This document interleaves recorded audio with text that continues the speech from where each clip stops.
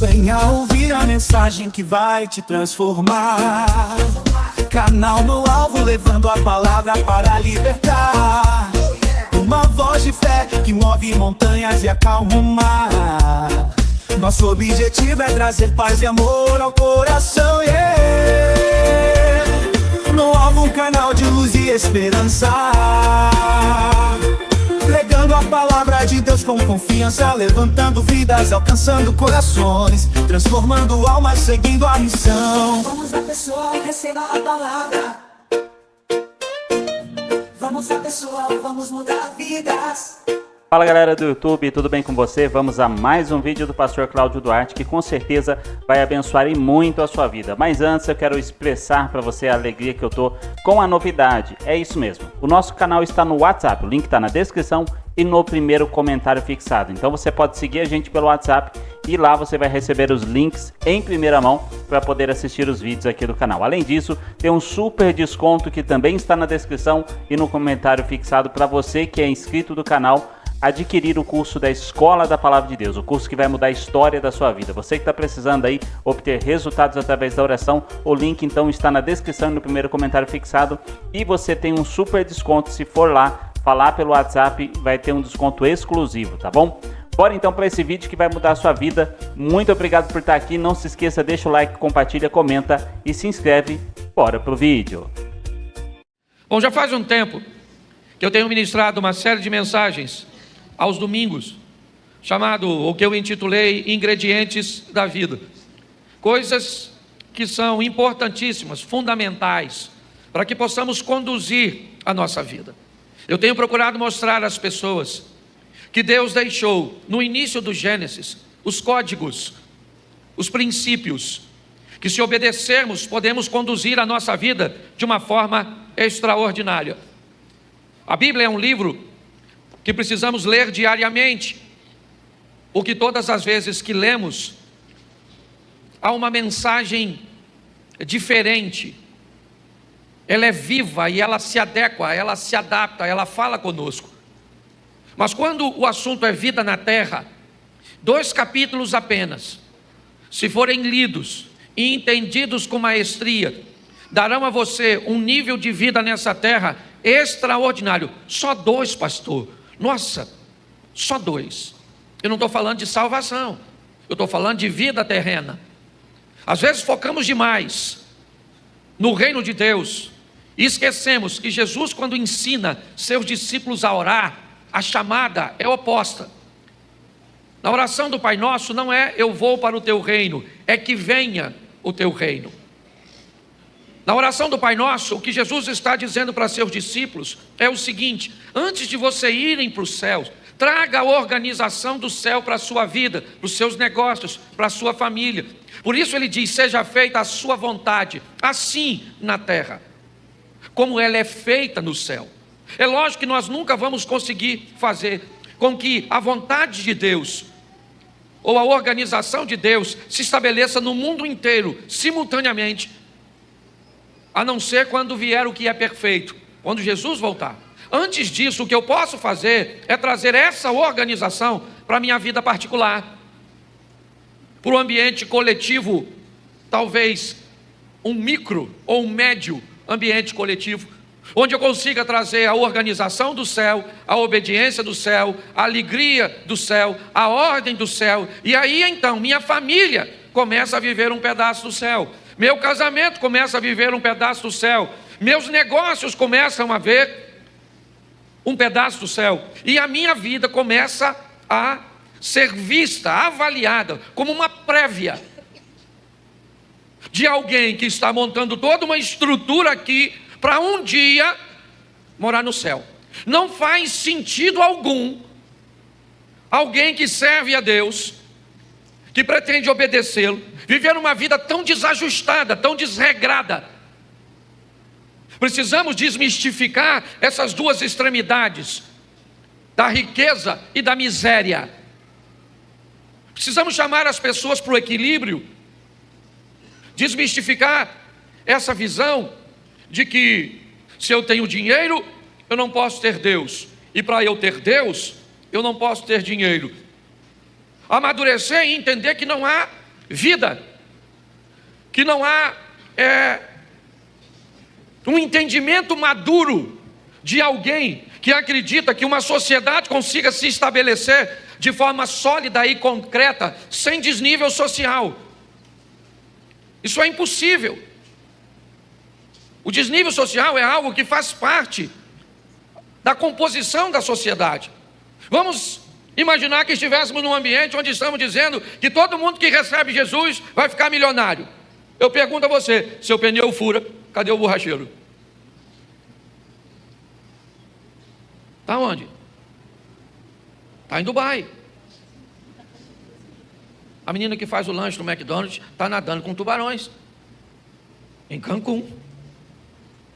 Então o que nós precisamos entender é que Deus preparou uma vida onde cada um de nós temos a nossa métrica, e isso é importantíssimo entender. Quando nós olharmos para os 2 capítulos primeiros da Bíblia, ali nós vamos aprender em Deus como aquele que antes de ter o filho estabelece o sistema, o ambiente, a organização. Eu tenho falado disso o tempo inteiro para vocês, e hoje eu quero falar de generosidade, um dos ingredientes extraordinários da Bíblia. Por quê? Porque a Bíblia não tem problema nenhum com o enriquecimento individual, com o crescimento individual, mas seu foco sempre foi o coletivo. As pessoas que se tornaram grandes são aquelas que conseguiram mudar a vida do maior número de pessoas. Você acha que o nome de Jesus é posto na Bíblia como o maior nome, o nome mais poderoso, sem igual? Você acha que é à toa que a história é contada antes dele e depois dele? Não. O ser humano tem um problema. Que ser humano? Todos. Todos pecaram e destituídos estão da glória de Deus. Quantos pecaram? Todos. Você vai fazer seus cursos aí, hoje, no ambiente do coach, vão dizer que você precisa conhecer a dor das pessoas para criar um serviço, ou para criar um produto para que você enriqueça. Descubra a dor das pessoas. Alguém descobriu a dor de não conseguir um táxi na Califórnia, e se juntou com outras, e criaram o Uber. A dor era tão grande que não era apenas da Califórnia, que isso atingiu basicamente o mundo inteiro. Quando Jesus se torna o maior nome, é porque ele se torna um sacerdote e uma oferta simultaneamente. E o que ele veio fazer? Resolver um problema de todos. Por isso que o nome dele é maior do que todos. É importante você entender isso. Enquanto a sua vida estiver focada apenas em você, o que nós queremos com uma igreja dessa aqui em Xerém?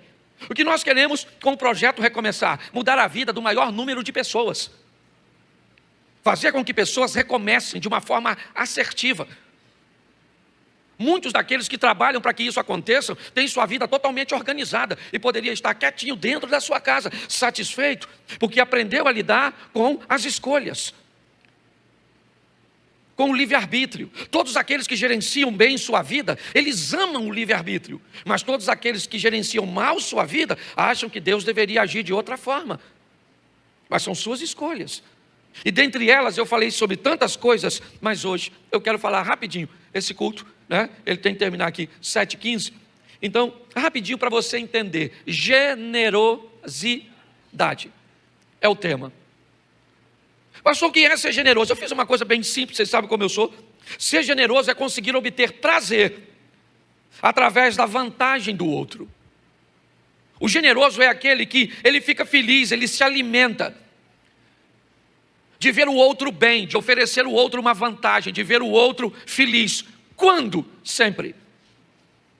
Se você, para ser generoso, você precisa ter dinheiro, você não é generoso, você só vai estar generoso. Porque se você perder a condição financeira, você deixa de ser generoso. Quando você é generoso, você reparte o muito que tem ou o pouco que tem. Porque o generoso, ele é generoso. Se ele tiver meio prato de sopa, ele ainda divide com mais 2. Porque a generosidade está nele. O generoso, ele pode estar numa posição confortável ou não, que ele é generoso. O generoso é aquele que vai fazer algo e pode levar vantagem com aquela generosidade ou não. E ele vai fazer do mesmo jeito. Porque tem gente que só é generoso com gente que pode retribuí-lo. Isso não é generosidade. Quando nós olhamos para isso, nós descobrimos que com quem eu vou ser generoso? Com quem eu conheço e com quem eu não conheço. Independente da medida. Por isso que às vezes nós falamos algo que a maioria das pessoas às vezes não tem noção do resultado. Por que você não levanta todo dia de manhã e compra 5 pãezinhos 2 vezes na semana e bate na casa de alguém que você sabe que não tem uma condição tão legal e dá para ela? Isso faria tanta diferença na sua vida, sim ou não? Isso, só se você for generoso. Porque se não for, não tem impacto na sua vida. Melhorar a vida dos outros é a nossa missão. É preparar pessoas para viverem uma vida extraordinária aqui na terra. Uma vida sensacional aqui e depois ir para o céu. Não há permuta na Bíblia, é graça. Graça é um favor que você não merece, não adianta. Todas as vezes que você encontra com Jesus, se você encontrar com Jesus de verdade, aprenda uma coisa: todas as outras pessoas desaparecem no momento do encontro. Porque Jesus faz com que você veja você mesmo. E quando você olha para você, você descobre que agora, olhando para você de uma forma nítida, mostrada por aquele que te criou, você descobre que você não tem autoridade para criticar ninguém. E aí você consegue se ver como igual ou pior. Porque o apóstolo Paulo disse que dos pecadores, ele se via como o pior. Quando nós nos colocamos nesse posicionamento, perdemos o direito de criticar os outros. Por isso, todas as vezes, isso eu falo de mim, e já falei isso aqui na igreja, todas as vezes que eu me pego falando mal dos outros, eu sei que eu estou perto do diabo.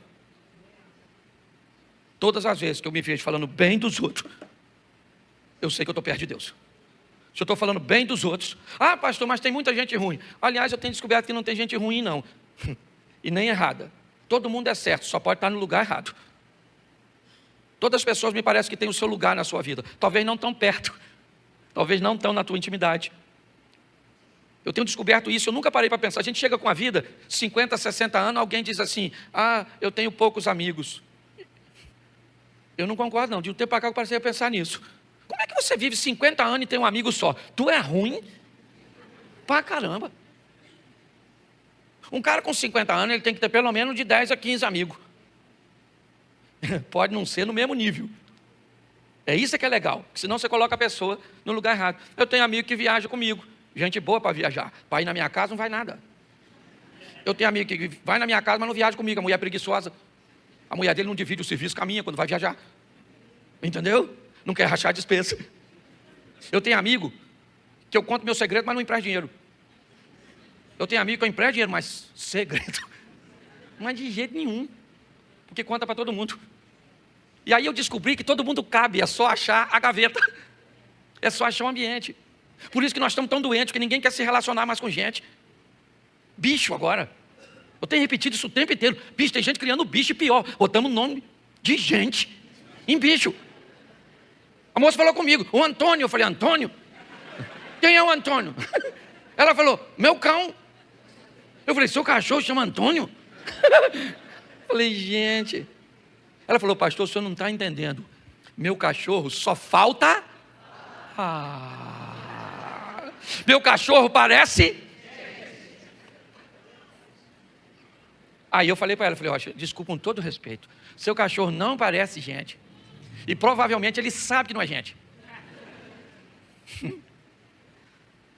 Quem esqueceu que é gente é você. Porque quando você bota um cachorro para dormir contigo, às vezes o cachorro nem quer, ele só fica porque acostumou. Ele nem gosta do seu cheiro, ele não gosta. Certo?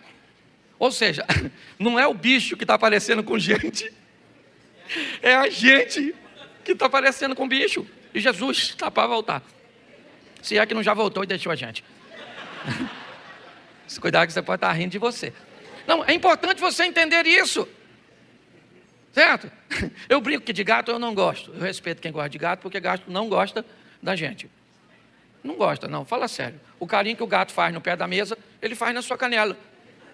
Você abre a porta para um cachorro abrir, sair, ele sai na hora. Você abre para um gato, abre a porta para um gato e vê a postura do gato. Ele olha para tu e pensa. A hora que eu quiser, eu saio. Não pedi para você abrir. Você conhece um gato que morreu num assalto? Não, porque o gato não reage. O cachorro já morreu, o gato está lá, levanta a mão e diz: se deixar o saco, está agradecido. Na verdade, só me deixa, não é nada meu aqui. Há um tempo atrás eu fui tomar um café com uma moça, vou falar um dia não, que é perto que o pessoal conhece. Lugar pequeno tem disso. E ela então, ela chamou o nome que eu achava ser uma menina. Entrou um frango pela porta da cozinha. Eu estava com uma xícarazinha de café, Lu, e aí entrou um franguinho da pescoço pelado. Nunca na minha vida eu já vi chamar o frango. Mas chamar o nome de uma pessoa e vi um frango, eu achei extraordinário. Pois bem, aí ela olhou para mim e disse: pastor, é linda, não? E ela, pensa numa franguinha bonitinha, dava até pena de matar. Só que o pior estava para vir. Ela olhou para frango: pastor, é linda? Eu falei: linda. Ela falou: sim, é minha filha. Quando ela falou a minha filha, aí a cabeça do comediante, ela abriu, Daniel. Ela abriu. Eu falei: essa dona bota ovo, não é possível. O que é? Não, pare, olhe para mim. O que eu quero que você entenda é que tem gente que está tão decepcionado em viver com... Gente, falta de habilidade. Quem começa achando que todo mundo é bom, termina achando que todo mundo é ruim. E todo mundo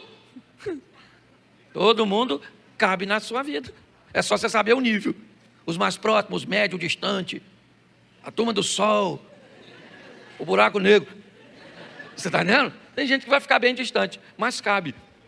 E é por isso que muitas pessoas azedam seu coração e não conseguem mais ser generosas. Presta atenção nos textos que eu vou mostrar para você agora. Coloque para mim, segundo livro do profeta Samuel, capítulo 9, verso 3.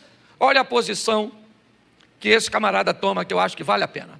E disse o rei Davi: não há ainda algum da casa de Saul para que eu use com ele de benevolência de Deus? Então disse Ziba ao rei: ainda há um filho de Jonatas, aleijado de ambos os pés. Preste atenção, porque não é à toa que Davi é grande, ele só não é perfeito. Você nunca vai ver a Bíblia escondendo o defeito de ninguém. Abraão é o pai da fé, mas fica com medo de matá-lo e mente, certo? Para o rei do Egito, para resguardar sua vida. Você vai olhar para Noé, encheu a cara e ficou pelado. A Bíblia não podia deixar isso para lá. Você pega o Salomão, foi um camarada que, para ter paz no seu reino, casou com a filha de seus inimigos e trouxe a idolatria. Deus nunca teve preocupação de esconder a deficiência do ser humano, mas sempre de ressaltar, certo, a sua perfeição. Quando Davi erra e mata Urias e se casa com a mulher dele, Deus diz: Davi, ninguém vai falar mal de mim por sua causa. Se você não tem apreço pelo seu nome, eu tenho pelo meu. Então ninguém vai falar que eu sou conivente com você. Seu filho vai morrer, aquilo que você fez em oculto vão fazer em praça pública. A espada jamais vai se apartar da sua casa. Então Deus, Ele sempre mostrou os grandes, como Davi, porque esse camarada, ele é grande, ele é rei. Porém ainda há da linhagem do rei Saul alguém vivo. Isso compromete seriamente a posição de Davi. Porque se Saul era rei e ele morreu, seu filho ou neto tem direito ao trono. Davi, então, reinando numa posição célebre, ele é um camarada extraordinário. Ele pergunta: não há ninguém da casa de Saul para que eu use com ele de benevolência? Que história é essa, cara? De tratar bem um camarada que é um camarada que tem direito ao lugar onde você está? Que história é essa? Descubra quem é parente do rei e mate todos esses caras. Porque senão ele arruma um correligionário e já está montando uma revolta no seu reino, dizendo que tem direito. Mas muito mais do que generosidade, o que Davi tem é entendimento. Davi sabe que se o leão não o matou, foi porque Deus era com ele. Se o urso não o matou, foi porque Deus era com ele. Se o gigante não o matou, era porque Deus era com ele. Se Saul, na época que era rei, não o matou, é porque Deus era com ele. Então ele sabe que se Deus o colocou no trono, só Deus o tira de lá. É importante. Hoje nós temos um dos homens mais importantes, talvez da nossa nação, aqui conosco. Ele já chegou, uma autoridade, numa das áreas mais importantes de qualquer nação do mundo, a saúde. E que precisa de conexões, inevitavelmente. Mas as maiores conexões que temos, elas são no céu, estão nos céus. Ainda que precisamos de muitas na terra.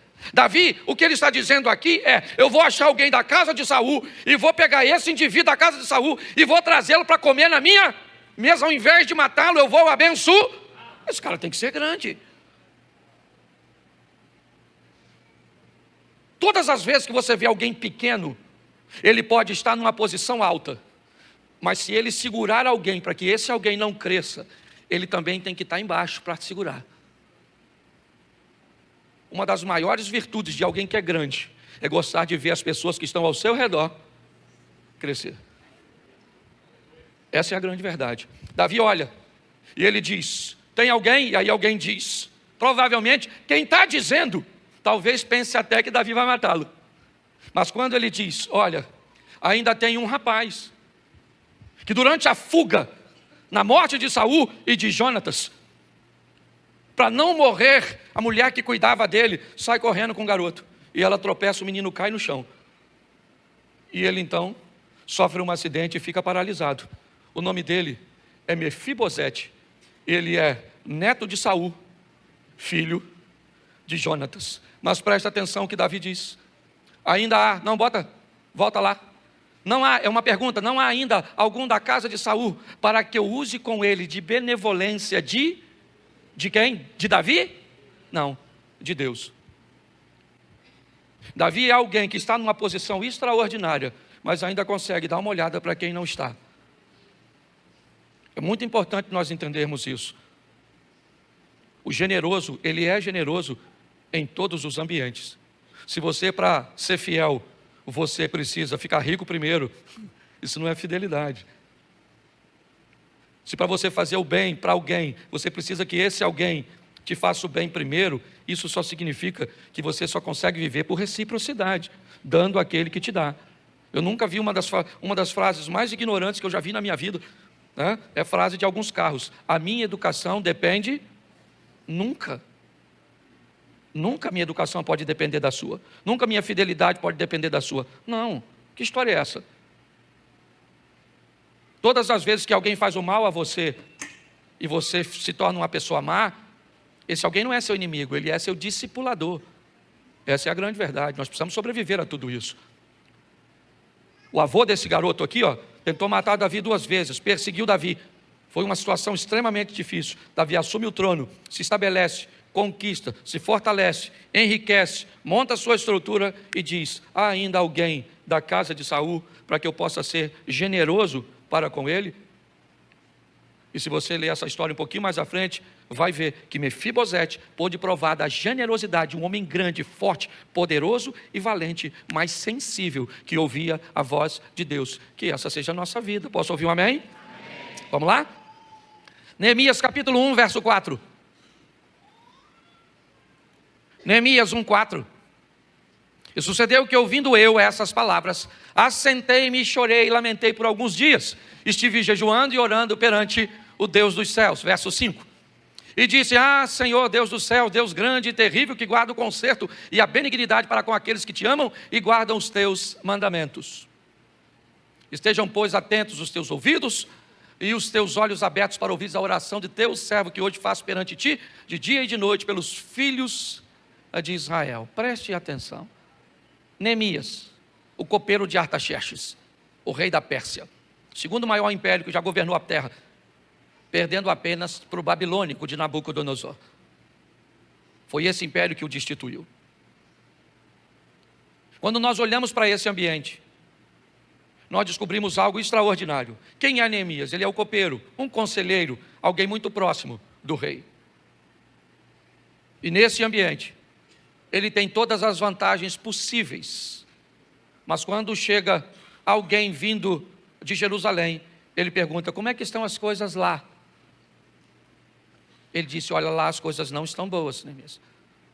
As portas estão quebradas, os muros estão derrubados, tacaram fogo, Nosso povo está numa situação lastimável. Aí ele disse, aí eu sentei, chorei, jejuei, fui falar com Deus e montei uma estratégia para fazer uma viagem dali até lá e mudar a história daquele povo. Generosidade coletiva. Quando nós olhamos anteriormente, vemos Davi estabelecendo a generosidade individual. Porque às vezes o que dá para você é ajudar um vizinho, é ajudar um mendigo, é ajudar um necessitado, é ajudar um casal que está se separando, é ajudar alguém com pouco recurso que você tem. Quero usar o exemplo de Davi, mesmo sendo rico. Aquela ajuda pequena, mas que faz a diferença na vida de uma pessoa. Mas talvez você possa fazer a diferença para um grupo de pessoas, para um asilo, porque você sabe contar histórias, para uma casa de recuperação. Você pode doar um pouco do seu tempo. Quando nós olhamos para esse exemplo, o que nós estamos vendo é um camarada que está numa situação extremamente agradável. Mas naquele ambiente, ele é generoso. E o generoso, ele não consegue ser feliz se alguém estiver sofrendo. É isso. E é isso que ele faz. Esse camarada, ele faz uma viagem, reconstrói os muros, enfrenta os obstáculos para mudar a vida dos outros. Me perdoe o que eu vou falar, mas muitos de nós, se não prestarmos atenção, cruzamos aquelas portas olhando só para o nosso umbigo. É o meu casamento, é a minha dívida, é a minha saúde, é o meu problema, é a minha casa, é o que eu estou querendo, é o que eu estou querendo, e o outro é que se dane, é cada um por si e Deus por todos. Até os mosqueteiros estão melhor que a gente. Mudar a vida dos outros é a essência. Eu tenho que pular agora para usar o texto, porque eu ainda não comecei a pregar, eu começaria agora. Lucas 10, 25, eu vou ler e depois vocês pegam aí em casa. Eu ainda quero orar pelo ministro, tá certo? Quero agradecer, anunciei que o senhor vinha. Obrigado, Daniel, Wilton, Luciana. Que Deus abençoe, certo? É um prazer recebê-lo aqui. Na verdade, eu falei antes do senhor chegar que a vinda do senhor aqui é um cumprimento de uma palavra profética que nós temos para a nossa igreja, que viriam para Xerém, pessoas que nunca viriam aqui, autoridades. E hoje nós temos o senhor aqui, na verdade, é simplesmente um cumprimento daquilo que Deus já faria. Então, eu não vou nem agradecer o senhor por estar aqui, porque eu sei que foi Deus que mandou, certo? Tá bom? E eu sei que o senhor ouve a voz de Deus. Vamos lá, Lucas 10, 25. Deixa eu ler bastante, vou falar pouquinho. Eis que levantou um certo doutor da lei, dizendo, mestre, que farei para herdar a vida eterna? Preste atenção, essa é a história que deve estar na boca de todo mundo. Talvez não dos mais jovens, mas de quem está morrendo. Ou pelo menos de todo crente. Vida eterna. Vida eterna, gente. Pensa num assunto sério, que a alma é a mais interessada. Porque nós somos uma trindade. Quando nós olhamos para Deus, por que Deus criou tudo? Porque nós entendemos que, biblicamente, tudo que Deus cria, Ele assina. Ele assina tempo? Assina, porque foi Ele que criou. Então, o que é tempo? Presente, passado e futuro. Sim ou não? Isso. Quando nós vamos ver Ele criando a matéria, prótons, elétrons e nêutrons.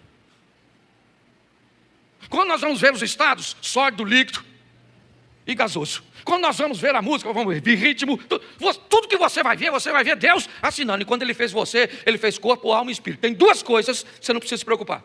O espírito que vai voltar para Deus, ele é perfeito. E o corpo que vai voltar para a terra. Mas é a alma, vida eterna.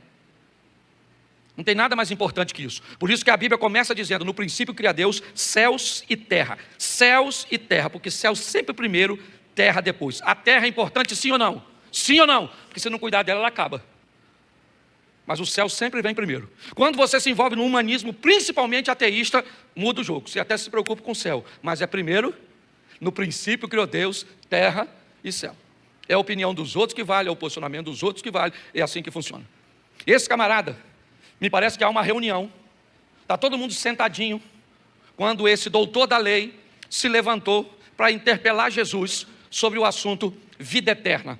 Preste atenção. Vamos lá. E lhe disse, volta para mim, por favor, que eu me perdi. Eis que se levantou um certo doutor da lei, dizendo, mestre, que farei para herdar a vida eterna?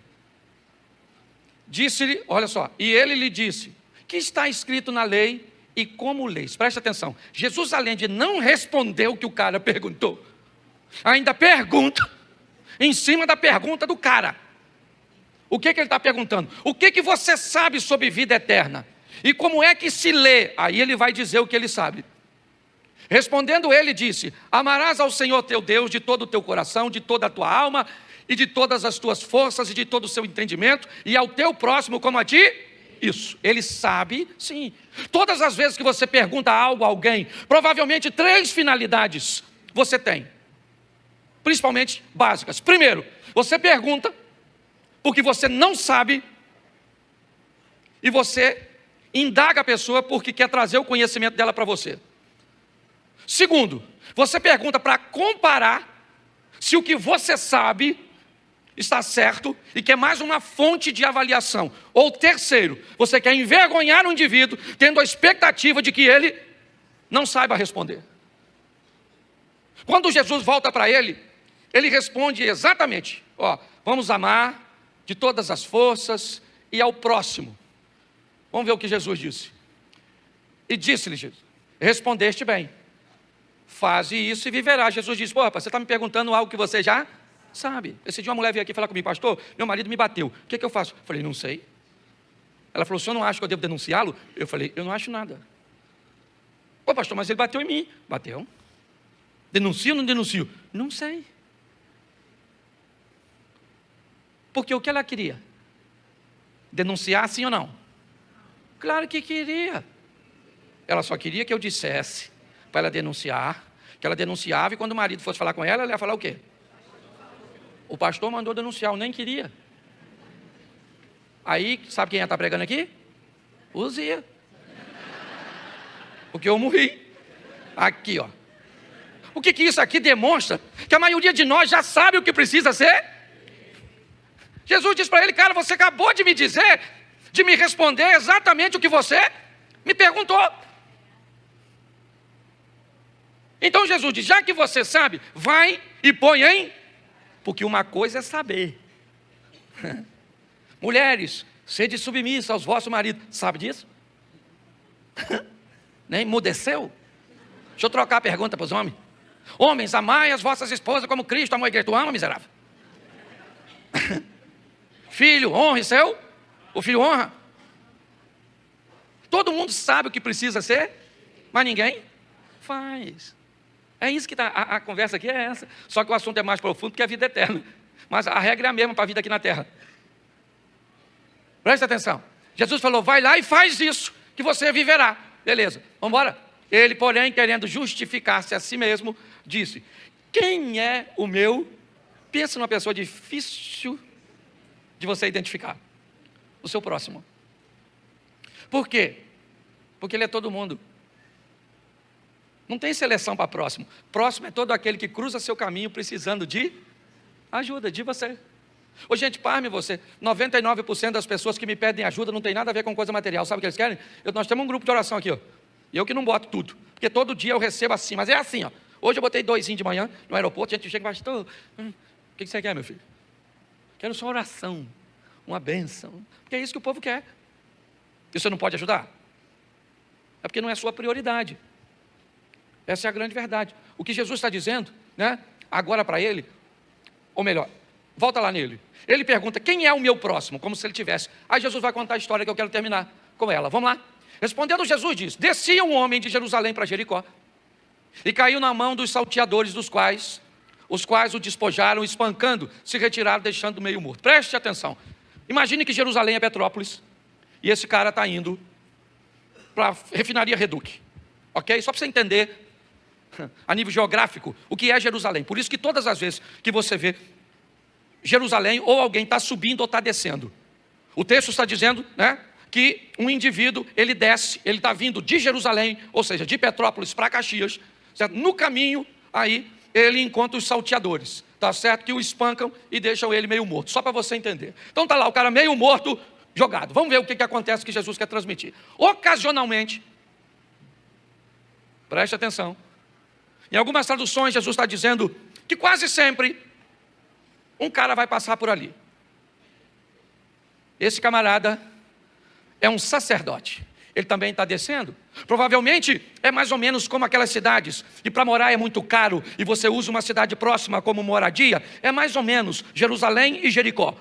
Muitos trabalhavam em Jerusalém, mas usavam Jericó como uma cidade dormitório, porque era mais barato. O sacerdote, me parece, servia a Deus em Jerusalém, terminou seu turno, ele está descendo para dormir em casa, em Jericó. Por isso que é ocasionalmente. E o que ele vê? Ele vê o cara ferido. E o que ele faz? Nada. O sacerdote terminou seu turno da igreja, está tudo certinho, e está indo embora. Ele olha o indivíduo e não tem generosidade, não tem misericórdia, não tem nada. Tem a fé, tem a Bíblia na mão, tem a canção na mente. O que não tem é vida. Não estou levando para a extremidade, temos que ter os dois. É só para você entender. Muito bem, vamos ver o que Jesus continua dizendo. De igual modo, então, igualzinho, agora também vem um levita, que também serve na casa do Senhor, um posicionamento talvez inferior um pouquinho ao sacerdote, ainda que todo sacerdote também fosse levita. Ok? Mas ele também faz a mesma coisa. Observa o indivíduo e deixa o indivíduo onde ele está. Não tem tempo para cuidar. Talvez está cansado, tem recursos só para ele e não vai dividir. O que eles não sabem é que o que eles sabem na Bíblia de ajudar o próximo, eles precisam entender quem é o próximo. Anteontem, eu estava indo para Cuiabá. Fiz uma escala em Guarulhos. E aí, uma moça me abordou chorando. Eu falei, o que foi? Ela me disse, eu vim para cá para tentar uma inseminação artificial. Eu fiz, meu marido está ali, e quando eu vi o senhor, eu quis vir aqui falar com o senhor. Eu falei, é um prazer. Ela falou, gosto muito do senhor. Eu falei, está certo. Deus abençoe. Porque você acaba acostumando a ouvir as histórias. Aquilo pode se tornar comum. Ela virou as costas e sentou e começou a chorar. Quando eu olhei aquela mulher chorando, me deu uma tristeza tão grande. Eu tratei ela com toda a educação possível. É verdade. Mas eu poderia ter dado para ela muito mais do que dei. Só que naquele momento eu estava preocupado com o meu celular. E aquela mulher estava preocupada com o futuro dela, com ter um filho. Eu então fechei meu celular, fui até ela, abordei os dois novamente, orei com eles, dei uma palavra de conforto para eles. Por quê? Porque o próximo é aquele que passa. É isso que está acontecendo. O cara está saindo da igreja, os dois, da igreja para casa, sabe? Ah, mas eu não tenho tanto. Cuidado com o que você disse que não tem. Às vezes é só um pouquinho de você que pode ficar. Esse é o grande problema hoje, até da nossa família. Saímos trabalhando para trabalhar de casa durante o dia e levamos o quê? O melhor de nós. Deixamos tudo na rua. E quando a gente volta para casa, o que chega em casa é apenas o pior de nós. Só o refil. Pare e pense. Quando Jesus conta essa história, olha só, vendo passa ao largo, agora quem é que vem? Mas agora vem um samaritano. Não sei o que eu posso usar, porque hoje é tudo, qualquer coisa que eu usar pode ser. Não sei o que eu posso usar como samaritano. Um cara doidão. O samaritano, cara doidão, descomprometido, sem grana, certo? Provavelmente, sei lá, qualquer coisa que eu falar, vão usar contra mim. Não posso falar mais nada. Se eu falar que o cara tem tatuagem, eu estou lascado. Se eu falar que o camarada é macumbeiro, eu estou lascado. Se eu falar... Então era um cara. Sei lá, você cria agora o personagem. O samaritano. Ele vinha de viagem, ele está passando. Ele não é sacerdote, ele não é levita. Ele é um cara que está passando. Mas o que ele é? Generoso. E quando ele passa, ele vê o indivíduo naquela situação, ele não quer saber quem é o cara, se ele é judeu, se ele é samaritano, se ele é rico, se ele é pobre, se ele, certo, estava certo, se ele estava errado. Porque o generoso, ele não quer saber nada disso, ele só quer ajudar e pronto.